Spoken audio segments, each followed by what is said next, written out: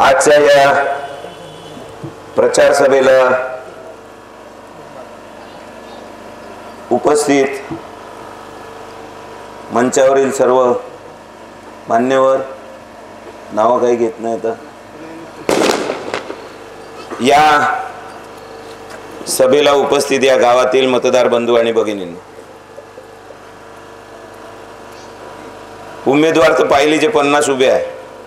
2-2 मशीना बटन दाबाच्या लागणार आहे. त्यातले महत्वाचे 2-4च आहे. 2-4तूनच तुम्हाला निवडायचं आहे. 2-4तून निवडताना तो आपल्या कामाचा आहे का नाही आहे, आपल्या धोरणाचा आहे का नाही आहे, आपल्या शेतीच्या फायद्याचा आहे का नाही आहे, आपल्या कामगाराच्या कायद्याच्या हिशोबाने चालणारा आहे का नाही आहे, कामगाराचा फायदा करून देणारा आहे का नाही आहे, या सगळ्या गोष्टीचा विचार केल्यानंतर आपल्याला मतदान करायचं. इलेक्शन आहे, सारेच येणार आहे, फोकणारा मारणार आहे, खोटं बोलणार आहे, तुम्हाला जे पाहिजे ते देतो म्हणणार आहे. कोणी म्हणन का तुम्हाला नोकरी नाही लागत तर नोकरी करून देतो, तुझं लग्न नाही होत तर ते करून देतो, तुम्हाला पोरग नाही होत तर ते बी पाहून देतो. म्हणजे या पद्धतीनं तुम्हाला आश्वासन देणार आहे. या पद्धतीनं तुम्हाला होले हो लावणार आहे. मी त्याच्या वेगळा आहे. मी जे सत्य परिस्थिती आहे ते मांडतोच. या सत्य आहे त्याच्यासाठी झगडतो, त्याच्यासाठी रस्त्यावर उतरतो, त्याच्यासाठी आंदोलन करतो. शेतकऱ्याचे आंदोलन करता करता माझ्या वडिलांना जीव गमावला, मी तेच काम करून राहिलो आहे. आजकालचे कोणी 44 वर्ष आधी कोणाचा बाप आमदार होता म्हणून तो आज इथं मत मागायला येऊन राहिला आहे. कोणाचा बाप 30 वर्ष मंत्री होता म्हणून तो मत मागायला येऊन राहिला आहे. कोण 25 वर्ष सत्तेतच राहिला, ज्याचा पक्ष येईन त्याच्यातच राहिला. चोरी केली आयुष्यभर, वॅगन फोडल्या, सागवान चोरले, चंदन चोरले, लोकांच्या वावरातले संत्रण मोसंबी सुद्धा चोरले ना पंप सुद्धा चोरले, ते सुद्धा मत मागायला येणार आहे. तर 52 वर्षापासून काटोलमध्ये माझ्या वडिलांपासून जे लोकसेवेचा व्रत घेतला आहे ना, काम लोकांचे करणं सुरू आहे, तर मी उभं नाही राहायचं का? अनिल बाबू म्हणे त्यांना समजव, आम्ही त्यांना उभं राहू देणार नाही.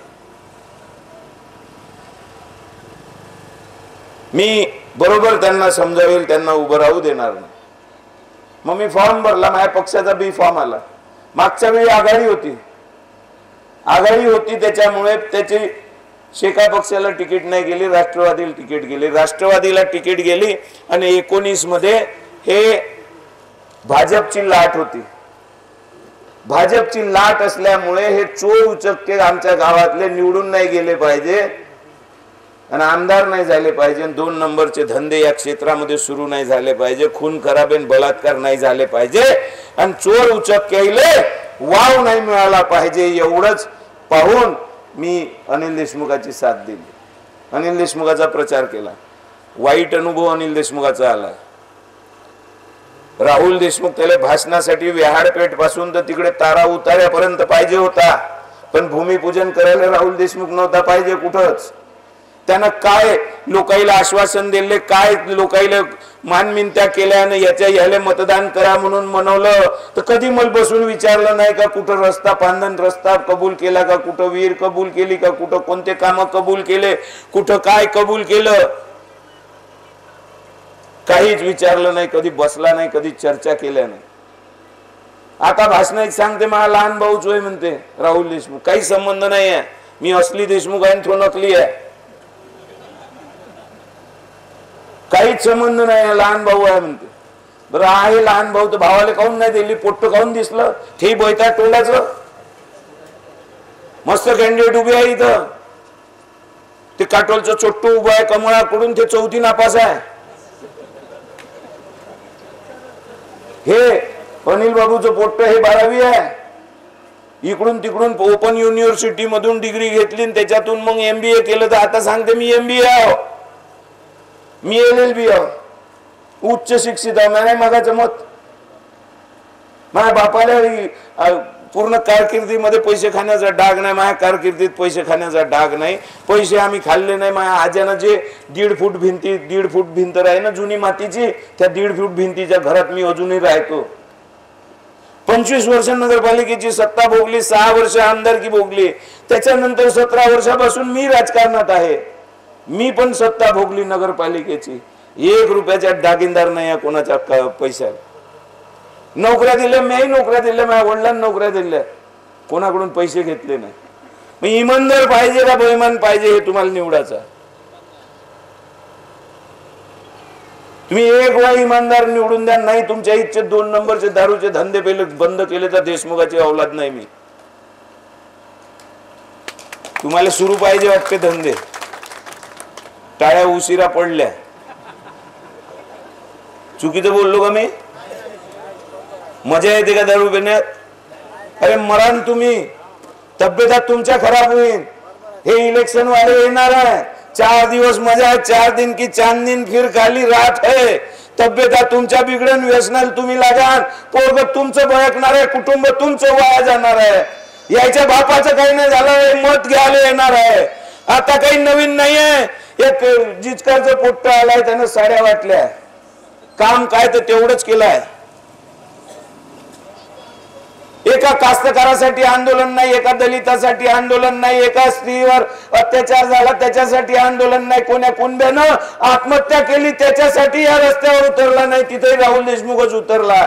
आणि याला आता इलेक्शन मध्ये कुणबी दिसून राहिला. त्या कुंभ्यानं ज्या कर्ज या ठाकूराच्या भावाकडून घेतलं होतं 10 लाख रुपये, त्याचे 60 लाख रुपये मोजून दिले. त्यानं पत्र लिहिलंय माझ्या नावानं, शहाजी राऊतनं, का जेव्हा केव्हा संधी भेटन या ठाकूराईचा बंदोबस्त करजो. हे शेतकऱ्याचे कैवारी नाही, हे शेतकऱ्याचे मारक आहे. ध्यान त्याला निवडून, मेरे को आमदार बनाओ म्हणते, फिर मैं काश्तकारों का विकास करूंगा. माहित आहे का याचा इतिहास? यारे संत्र चोरले शेतकऱ्याचे, मोसंब्या चोरल्या. एका ठिकाणी तर रंगेहात एका शेतकऱ्यानं याले विहिरीवरून पंप चोरताना पकडलाय. मग हे शेतकऱ्याचे कैवारी होऊ शकते का? ज्या एपीएमसी मध्ये काटोलच्या हे सभापती आहे, त्या एपीएमसी मध्ये एमएसपी चा बोर्ड लावत नाही, एमएसपी प्रमाणे माल खरेदी करत नाही. अरे इतकुशा संस्थेमध्ये जर तू शेतकऱ्याचं भलं करू शकत नाही तर आमदार झाल्यावर तू काय भलं करणार आहे? नुसत्या म्युन्सिपाल्टीच्या 15 वर्षाच्या सत्तेमध्ये 150-200 कोटी रुपयाचं उत्पन्न तू वाढून गेलं आहे. मार काटोल विकत घेऊन घेतलाय ना, आजूबाजूच्या जमिना विकत घेऊन घेतलाय. तुला जर चोट्या येईना आमदार बनवलं, नाही अर्ध क्षेत्र विकत घेतलं तर म्हणजे हे इतिहास आहे यायचा. ध्यान द्यायले मत, साडी वाटणाऱ्याले मत. जिचकारनं पहिल्यांदाच साडी वाटणारा नाहीये.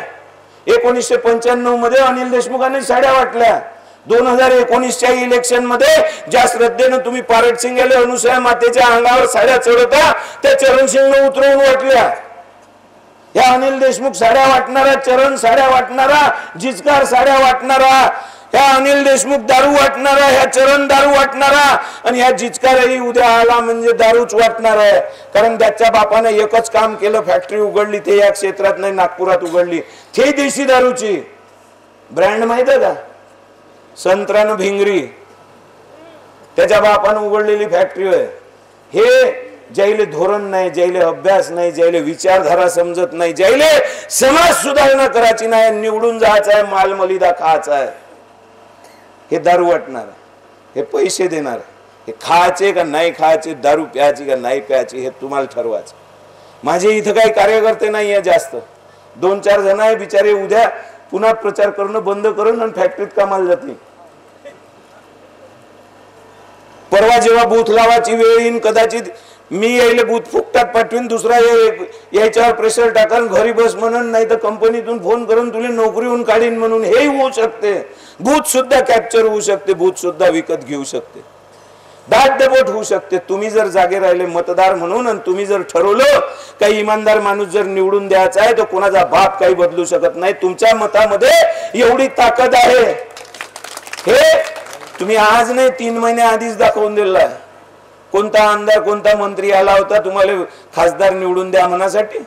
तुम्हीच ठरवलं, आणि तुम्हीच एका उपसरपंच माणसाला खासदार बनवून दाखवला का नाही दाखवला? कोणाचे बूथ लागले होते का?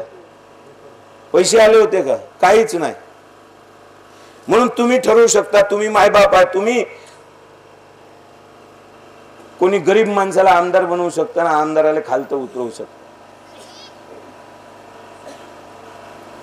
हे अनपड गवार चोट्टे उचक्के एकानं 30 वर्ष काहीच नाही केलं तर त्याचं पोट्ट करणार आहे का? ज्या क्षेत्रातून निवडून गेलं त्या क्षेत्रातून सभागृहामध्ये ज्या जिल्हा परिषदच्या गेलं एकही प्रश्न मांडला नाही, एकही प्रश्न सोडवला नाही, त्या क्षेत्रामध्येच त्याला कमी मतदान राहणार आहे, त्याच्यापेक्षा जास्त मतदान मला नाही तर या कमळाला राहीन पण त्याला नाही राहणार आहे. हे निकमे माणसं फक्त माप पोरगो म्हणून द्या त्याला निवडून. तुनं काय केलं तर काहीच नाही.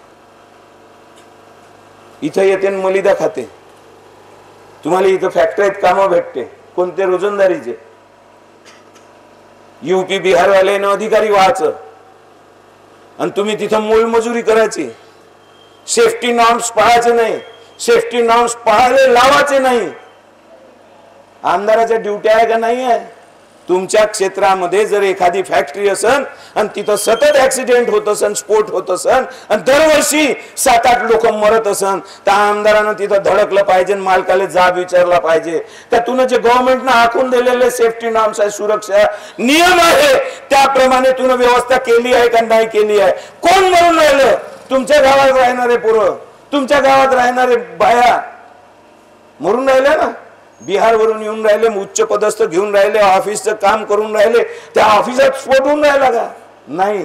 आमदार जर मला निवडून दिला ना, हे 2 होतकाट धरून त्याच्या मारीन कंपनी वाल्याच्या आणि तुम्हाला साहेब म्हणून लावायला लावीन आणि मजूर इथं तुम्हाला बाहेरचे इथं लावायचे नाही म्हणून सांगेन. इच्छे घेते. इथं शिकलेले पोरं नाही, इथं अधिकारी ते होऊ शकत नाही, त्याने यूपी बिहारचे लागते. काहून लागते? तुमच्या मनगटात ताकद नाही आहे म्हणून. तुमच्या ज्या युनियन होत्या फॅक्टरीच्या, पहिले लाल बावटेच्या होत्या, सीपीआय सीपीएमच्या शेतकरी कामगार पक्षाच्या युनियन राहत होत्या. जो 8 तासाचा कायदा आला आहे लेबर ऍक्ट मध्ये, जो लेबर ऍक्ट हे मोदीची सरकार बंद करणार होती, हे नवीन काळे कायदे आणले होते 3, त्याच्यामध्ये ह्या 8 घंट्याचा कायदा सुद्धा बंद करणार होते. हा 8 घंट्याचा काम करण्याचा कायदा आणणारा शेका पक्ष आहे. उपाशी कोणी मेलं नाही पाहिजे, त्याला अन्न धान्य भेटलं पाहिजे, राशनचे दुकानं असले पाहिजे, त्याच्यातून गरीबाला धान्य वाटप झालं पाहिजे, हे कायदा आणणारा माझा शेका पक्ष आहे. माझा शेका पक्ष लहान नाही, अकलीनं मोठा आहे. तुम्ही मतदान करत नाही म्हणून लहान आहे. तुम्ही मतदान करा तो मोठा होत असते. नाही तर अनिल देशमुखचा पक्ष मोठा आहे का? शरद पवारचा एनसीपी मायनस अनिल देशमुख. अनिल देशमुखले त्याच्यातून वजा केलं तर इथं एनसीपी 0 राहते. तसाच भाजप मधून इच्छे चाफले, तिच्छे ठाकूर आणि अजून कोणी जुने पुराणे बीजेपी वाले मायनस केले तर इथेही पक्ष 0 होते. तसाच शेका पक्ष आहे, त्याच्यातून राहुल देशमुख मायनस केला तर शेका पक्षही 0 होते. पक्ष मोठा नसते, माणसाचं कार्य मोठं असते. तुम्ही जे मतदान देता, ज्याला निवडून देता, त्याच्यामुळे पक्ष मोठा होत असते. नाही तर इथून 15-20 वर्ष आधीचा इतिहास पहा, भाजपचे 2च खासदार होते, त्याच्या पलीकडे येत नव्हते. हे ताकद तुमच्या मतामध्ये आहे. पण तुम्हाला जातीवाद करणारे, धर्मभेद करणारे, जाती जातीमध्ये झगडे लावणारे, बॉम्बस्फोट घडवणारे हे पाहिजे आहे? मंदिर मस्जिद वाज करणारे पाहिजे आहे का काम करणारे पाहिजे? तुमचा प्रश्न आहे का तुम्ही पूजा कशी केली पाहिजे? सरकार म्हणते का पूजा कशी केली पाहिजे? सरकार म्हणते का तुमचा धर्म कसा असला पाहिजे? सरकार म्हणते का तुमचे भांडणं झाले पाहिजे? सरकारमध्ये कामं कोणते असते? तुमच्या पोराचे फुकटात शिक्षण झाले पाहिजे, तुमच्या इथे दवाखाना असला पाहिजे, त्या दवाखान्यामध्ये सोय असली पाहिजे आणि ते सोय करण्यासाठी आमदार निवडून आणला पाहिजे. तो बाहेर तोंडाचा निवडून दिला तुम्ही 2 वेळा. आणली का पीएचसी इथं? काऊन नाही आणली? बिमार पडले तुम्ही तर कोंढाईल जायला लागते. आणली का पोलीस चौकी इथं? म्हणून 2 नंबरचे धंदे इथं सुरू आहे, 2 नंबरची दारू इथं भेटते. पोलीस चौकी काऊन नाही आणली? हे आमदाराचे काम आहे. जातीचे झगडे लावले, धर्माचे झगडे लावणे हे काही पक्षाचे काम नाही आहे, हे काही मतदानाचं कारण नाही आहे. मूलभूत कारण असले पाहिजे. तुमची यंत्रणा इतकी स्ट्रॉंग असली पाहिजे का तुम्ही ज्याच्यासाठी निवडून गेले ते तुम्ही तिथं तयार केलं पाहिजे, एखादी कॉन्व्हेंट इथं आणली पाहिजे, एखादं ज्युनियर कॉलेज इथं आणलं पाहिजे. हे आणायचं नाही, भूलथापा द्यायच्या, खोटं नाट्य बोलायचं, खोटे नाट्य आश्वासन द्यायचे, पुन्हा 5 वर्ष ढुंकूनही पाहायचं नाही. असे निवडायचे आहे का हे तुम्हाला ठरवायचं आहे. इथं शेतकरी असन, शेतकरी आजकाल भाजपकडे खूप वळले आहे. काऊन वळले आहे तर त्याचं द्यायलाच माहित. या फडणवीसाजवळ सत्ता नव्हती तेव्हा 7,000 रुपये सोयाबीनला भाव देतो म्हणे, असला पाहिजे म्हणे. 12,000 रुपये कापसाले भाव असला पाहिजे म्हणे. आणि आता परवा नरवळ सोयाबीन विकली यवतमाळच्या कास्तकारानं 2200 का 2250 रुपयानं. सत्ता कोणाची होती? भाजपची.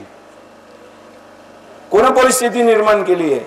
शासन ठरवते एमएसपी, एमएसपी प्रमाणे जर खरेदी होत नसेल तर त्याला अटकेपर्यंत कारवाई करण्याचे अधिकार शासनाला आहे. काऊन नाही करत एपीएमसी कारवाई? काऊन नाही करत तिथे सस्पेंड सगळे? याची नेत नाही आहे कास्तकाराचं भलं करायची. नाही तर माझा इतिहास पाहून घ्या, एक दिवस रात्रभर पाऊस आला, शेतकऱ्याचा माल बाहेर पडला होता, शेड मध्ये नव्हता, शेड मध्ये माल एपीएमसीच्या काटोलच्या व्यापाऱ्याचा होता.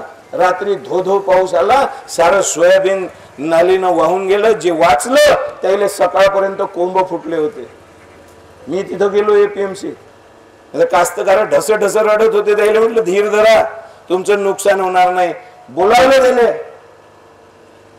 एपीएमसीच्या साऱ्या कर्मचाऱ्याला, त्याला म्हटलं माल इथं ठेवण्याचे अधिकार व्यापाऱ्याचे नाही आहे. हे शेड जे आहे ते कास्तकारासाठी आहे, आणि शेड मध्ये तुला माल नाही लावू दिला म्हणून याचं नुकसान झालं आहे.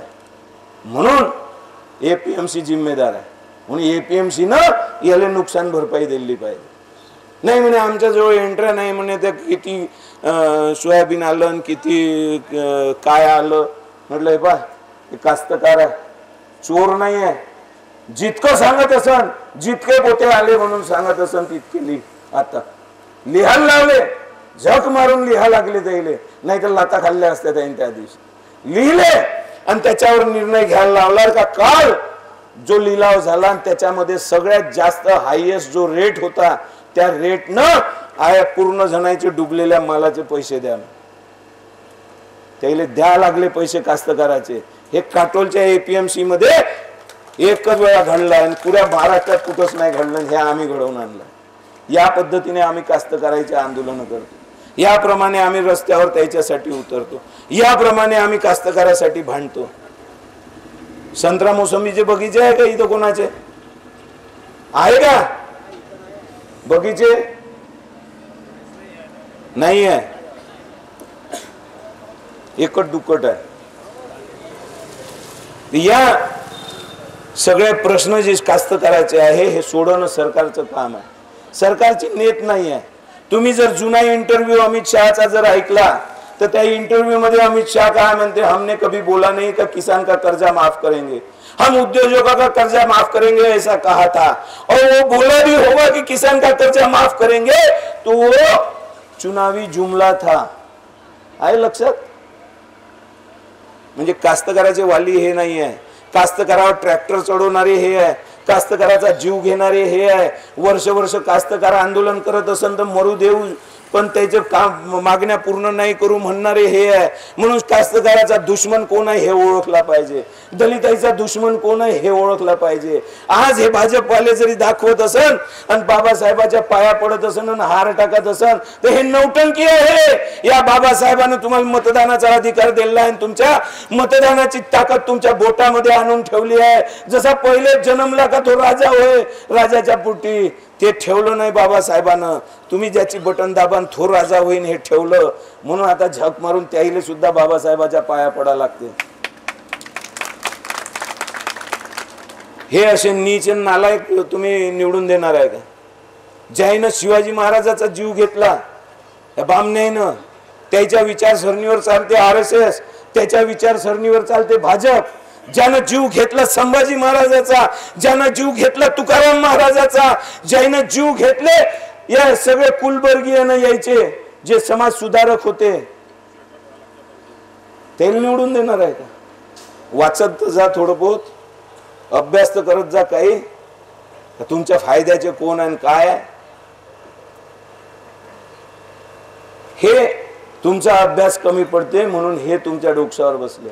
ज्याची लायकी नाही, ज्याने स्वातंत्र्य लढ्यामध्ये त्याचं थेंब रक्त दिलं नाही आहे, ज्यानं 7-7 वेळा लेखी पत्र लिहून माफी मागितली आहे, ते 7ही पत्र अवेलेबल आहे इतिहासामध्ये, रेकॉर्ड मध्ये, म्युझियम मध्ये. त्या सावरकराला स्वातंत्र्यवीरची पदवी दिली आहे. लायकी आहे का त्याची स्वातंत्र्यवीर व्हायची? जो 7 वेळा माफी मागते तर मी तुमचंच काम करीन, मी तुमचा दास बनून राहीन, पण मला हे काळ्या पाण्याची शिक्षा देऊ नका, मला जेलातून काय वापस काढा, मी तुमचंच समर्थन करीन, असा म्हणणारा स्वातंत्र्यवीर नसते. ज्यानं गोळ्या छातीवर जेलल्या महात्मा गांधी तो स्वातंत्र्यवीर आहे. ज्यानं फाशी पत्करली भगत सिंग तो स्वातंत्र्यवीर आहे का नाही आहे? बोलून राहिलो, चुकीचं बोलून राहिलो का? तुमची दिशाहीन दिशाभूल करण्याचं काम हे भाजपवाले करत राहत. हे संधी साधू आहे. ज्या महात्मा फुल्यावर त्या भाजपवाल्यानं म्हणजे RSSच्या मेंटॅलिटी वाल्यानं, हिंदू महासभेवाल्यानं, भामनाईनं जे चिखलफेक केली, जे सावित्रीबाई फुलेवर चिखलफेक केली आणि त्याला बदनाम करण्याचं काम केलं, या ते आज महात्मा फुलेचे पाया पडते. आणि हे महात्मा फुलेचे वंशज माळी समाज, हे बाबासाहेबाचे वंशज बहुजन समाज आणि दलित समाज, हे ज्याला स्वतःचेच लीडर समजले नाही, स्वतःचेच समाज सुधारक समजले नाही, ते आज जर भाजपमध्ये असन ते हे यायले दैवत मानत नाही, हे याचे विचार मानत नाही. त्याला सत्ता पाहिजे, ते तिथं जाऊन त्याला भ्रष्टाचार करायचा आहे, त्याला पद पाहिजे, त्याला मंत्रीपद पाहिजे आहे, त्याला आमदारकीचे पद पाहिजे आहे. म्हणून हे बहुजनाचे दलिताचे लोक जे तिथं गहाण पडले आहे ना, या काय नाव आहे त्याचं तुमचा, तो RPIचा आठवले, रामदास आठवले, पुरा बाबासाहेब नेऊन इकून दिलेला आहे त्यानं तिथं. त्यालाच समजलं नाही, कवाडे तिथंच गहाण आहे. या पद्धतीनं राजकारण करणारे, स्वतःची पोळी शेकणारे, हे तुम्ही ओळखले पाहिजे का? हे कोणासाठी काय करून राहिले? हे कधीच दलित बांधवासाठी झगडले नाही. यानं सेटिंगचं राजकारण आयुष्यभर केलं, स्वतःचं पद घेतलं आणि मग सुखी राहिले. तो तो बेशरम इतका आहे. आठवले का त्यांनी सभागृहात म्हटलं राहुल गांधीले, जब तुम्हारा था तब तुम्हारे साथ थे, अब इनका है तो इनके साथ गए. लाज नाही, शरम नाही, विचारधारा कायचीच नाही. आम्हाला ऑफर येते. भाजपच्या मागच्या वेळी आशिष देशमुख निवडून गेला तेव्हा भाजपचे तडस माझ्या घरी आले होते ना, ऑफर दिली होती भाजपचे. म्हटलं मी सनातनी विचारसरणीच्या सोबत येत नाही, मी पुरोगामी विचारसरणीचा आहे, मी सेक्युलर माणूस आहे, मी समाजवादी विचारसरणीचा आहे, मी तुमच्या सोबत बसू शकत नाही, मी येऊ शकत नाही. मग म्हणे आमदार व्हायचं नाही. म्हटलं व्हायचं आहे, माझ्याच पक्षानं व्हायचं आहे, माझ्याच धोरणानं व्हायचं आहे. मी ज्या दिवशी लोकांना पटन त्या दिवशी लोक मला निवडून देतील आणि आमदार करतील. मी सेटिंग करणार नाही, मी आपले विचार बदलणार नाही, मी त्याच्यासाठी कॉम्प्रोमाइज करणार नाही. हेच ऑफर आता आली होती, पुन्हा ठुकरावली. भाजपमध्ये मी मरण तरी येऊ शकत नाही. तुम्ही नाही सांगू शकत मी मत देत नाही म्हणून. एवढे मोठे पद सोडू शकतो मी, तुम्हाला काय भेटणार याच्या पलीकडे? पण सत्यासाठी भांडणारा कोण आहे? सत्यासाठी रस्त्यावर उतरणारा कोण आहे? मर्डर झाला गावामध्ये, एका पोरीच्या रेल्वे लाईनवर फेकून दिलं, तिला तिच्यावर बलात्कार झाला, काय होती प्रसंग झाला. त्याचे आई वडील माझ्याकडे आले, ते महाजनची पोरगी वारली होती, त्याच्यासाठी न्याय मागण्यासाठी मी रस्त्यावर उतरलो, पोलिसांच्या विरुद्ध आंदोलन केलं. पोलिसांना ज्याने ते मर्डर केला त्याच्या इथं पोलीसचा बंदोबस्त लावला, त्याला बंदोबस्त दिलं, त्याला सिक्युरिटी दिली आणि 150 पोलीस मला उचलायला आले होते रात्री. 150 पोलीसही मला उचलू शकले नाही रात्री. एकट्या माणसाले हिम्मत नव्हती माझ्या कॉलर धरून बाहेर काढायची. इमानदार माणसाले बेईमान माणूस कॉलर पर्यंत हात नाही टाकू शकत. हे धडलल्यानं शेण खाते पोलीसवाले. हे कसे आहे हे त्याला माहिती आहे, आणि मी कसा आहे हे त्याला माहित आहे, म्हणून ते मला उचलून नाही नेऊ शकले. सकाळी गेलो पोलीस स्टेशन मध्ये आणि 2 तास अंदर होतो, जमानत व्हायला वेळ होती. 10,000 लोक गावातले रस्त्यावर उभे होते. एकही दुकान उघडलं नव्हतं बाजारातलं. माहित आहे का हे प्रकरण? माहित आहे तुम्हाला? अनिल देशमुख जेलात गेलात, किती जण रस्त्यावर आले? सुनील केदार जेलात गेलात, किती लोक रस्त्यावर आले? म्या काही कमावलं असं तेव्हाच आले ना. लोकांचं मत होतं का जो आमच्यासाठी लढते, जो आमच्या पोरीसाठी रस्त्यावर उतरून राहिला, त्याची पोरगी मेली नाही, हे पोरगी आमची मेली आहे, आमच्या सुरक्षेसाठी जर तो आंदोलन करत असेल, रस्त्यावर उतरत असेल आणि त्याला या पद्धतीने पोलीसवाले जर अटक करत असेल तर त्या पोलिसांचा निषेध म्हणून हे बाजारपेठ बंद राहील. जोपर्यंत तो बाहेर येत नाही एकही दुकान उघडणार नाही आणि आम्ही रस्त्यावर राहणार आहे. तेव्हा भेले पोलीसवाले. हे असते जनतेची ताकद. हे तुम्ही ओळखत नाही, आम्हाला माहित आहे जनतेत काय ताकद असते. राहुल देशमुख पहिलवान आहे, खूपच बॉडी बिल्डर आहे, मसल्स आहे म्हणून पोलीसवाले भेटे का, अधिकारी भेटे का? जनतेचा पाठिंबा आहे म्हणून भेटे का? यानं इशारा जरी केला 1000-2000 लोक घेऊन या एसडीओ ऑफिसवर येऊन पडन, तहसील ऑफिसवर येऊन पडन, पटवाऱ्याची ऐशी तैशी करण, मोजणीवाल्याची ऐशी तैशी करण आणि पोलीस स्टेशनवर सुद्धा येऊन पडन. हे त्याचे धाक आहे, कारण लोक माझ्यासोबत राहत. तुम्ही माझ्या पाठीशी नाही राहायला पाहिजे का? राहिलं नाही पाहिजे.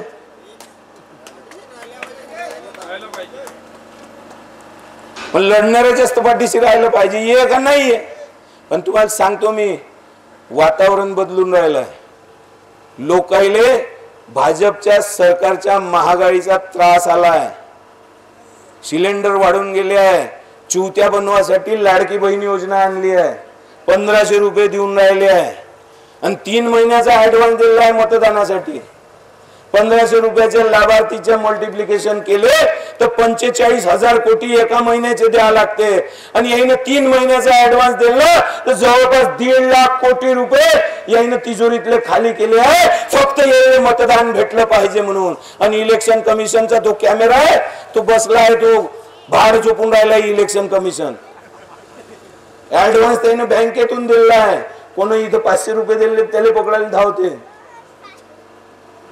आणि इथं 1.5 लाख कोटी तिजोरीतले खाली केले. 1.5 लाख कोटी लाडकी बहीण योजना मधून त्याला द्यासाठी होते, कारण एमपी मध्ये जे योजना सुरू केली होती हिंदीमध्ये, लाडली बहीण योजना, हेच पैसे त्याने ऍडव्हान्स मध्ये दिले होते.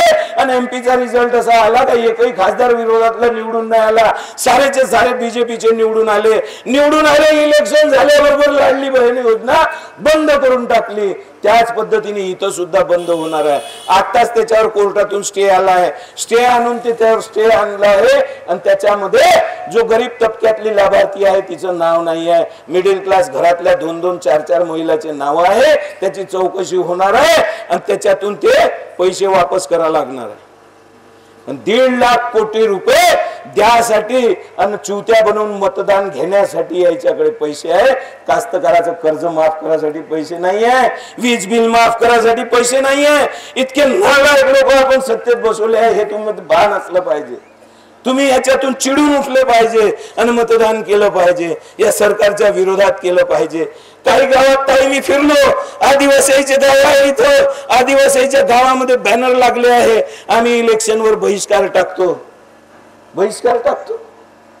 बाबासाहेबांचं आयुष्य वाया गेलं म्हणून बहिष्कार टाकतो.